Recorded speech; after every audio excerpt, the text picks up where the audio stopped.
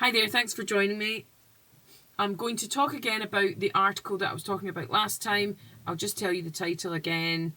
Failure to plan over soaring pupil support needs. It's from the BBC, and I'm going to say I'm going to read this sentence which I read last time. The definition of additional support needs is broad. It can include emotional or behavioural issues. Okay. Now, we live in a society where emotions have priority. Let's say, you can hear it in the language. I feel like this is not a good idea. I feel that I don't want to do this.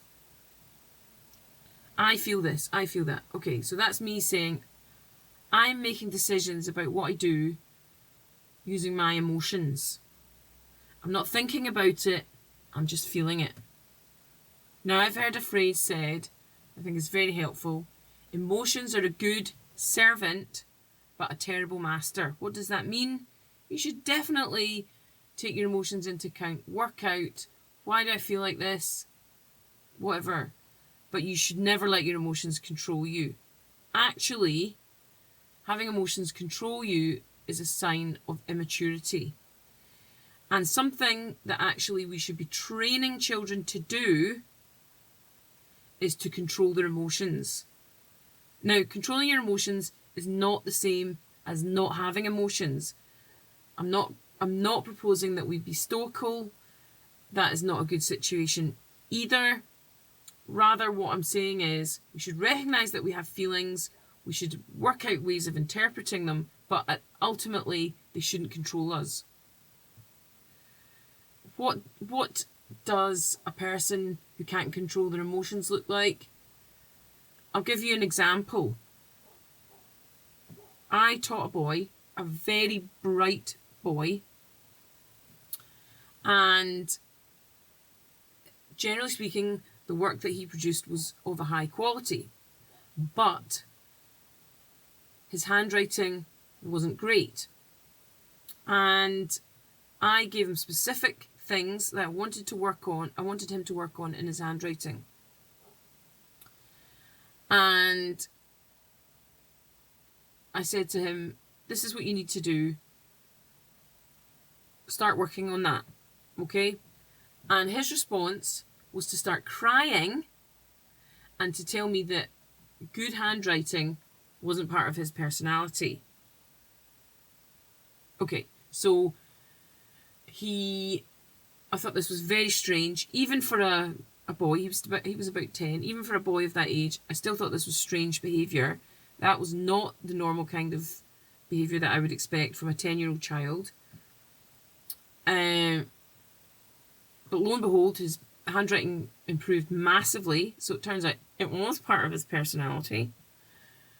But that sort of behaviour where he's defeated immediately and he becomes overwhelmed to the point of crying, that's not a good situation because it renders him incapacitated.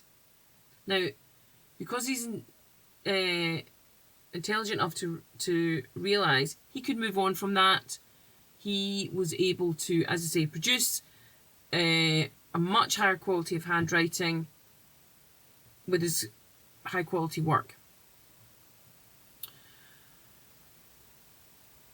What else can the inability to control emotions do? It can lead to tantrums. It can lead to problems relating to other children. So on, huffs, so on like that. Okay. Now, as the parent, you're responsible for your child's emotions to a great extent. You're training them to not give in to their emotions, but rather to use their emotions to their advantage, to make them better people, to build character, so on, so on. Okay. Society-wide, we have increasingly immature people. And it's actually now written into law that because up to the age of 25 people are immature, they don't have to go to prison if they commit a crime. Okay? So, as a society in Scotland here, we're making allowances for immaturity. How's that working out for us? Not very well. Not very well. If somebody commits a crime and they're not punished for it, then the whole society is punished for it. That's what happens. Okay? Things are not good. Things are not good there. So, solution, yes, there's a solution, starting with you, helping your child to cope with their emotions, helping your child to know how to move on from a difficult situation emotionally, making them emotionally mature. What will that do for your child when they become an adult? How much more productive and useful will they be than the adult who can't control their emotions? There's a job, there's 2 applicants, they have exactly the same skills, they've got exactly the same qualifications.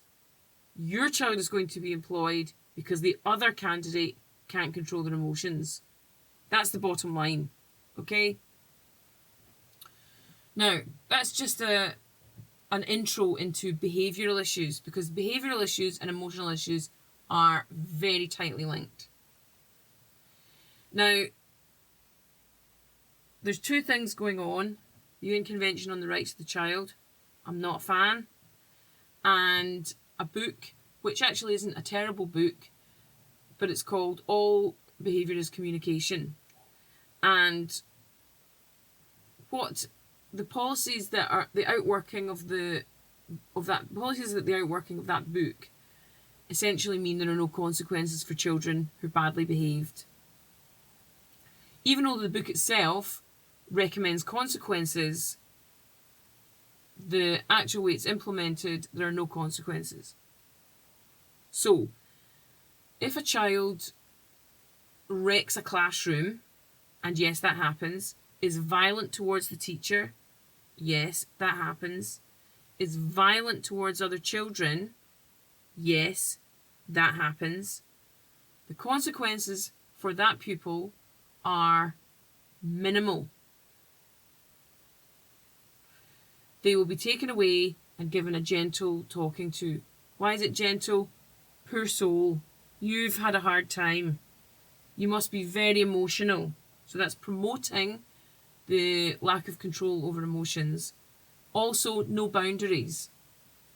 Now, what happens there? So when I say if we don't punish bad behaviour, criminal behaviour, everyone suffers.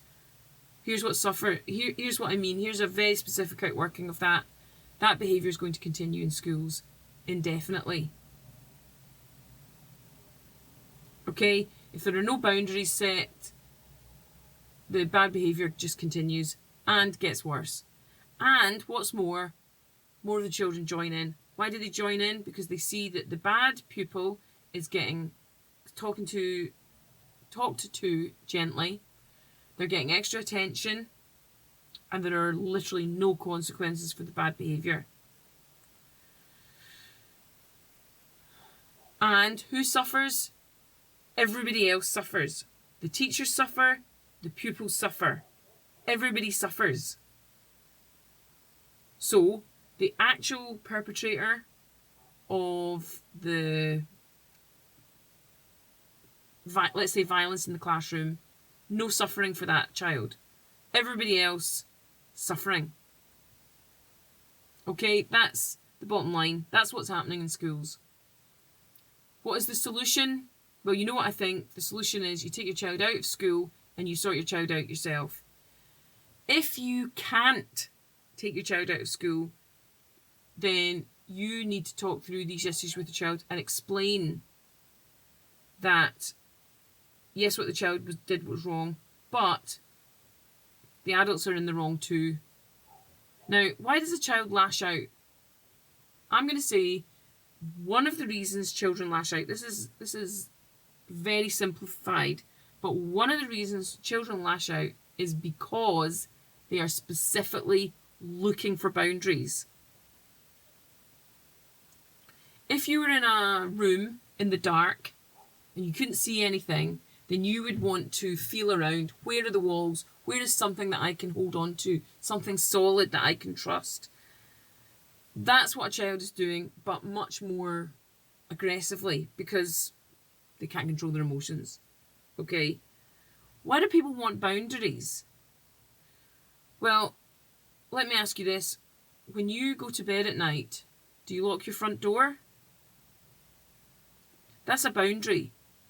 Why do you lock your front door? For security. Why do children want boundaries?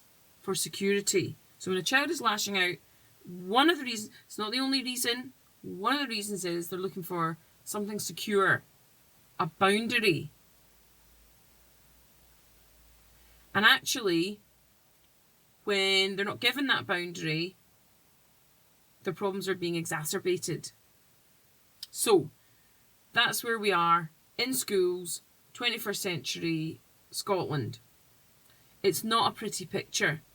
And again, you know what my thoughts are. Get your kids out of there and do it yourself. Whatever you think about your own abilities, they're not any worse than what's going on in a school. So, anyway, that's all I have for just now. Come back next time and I look forward to seeing you then. Thanks a lot. Bye.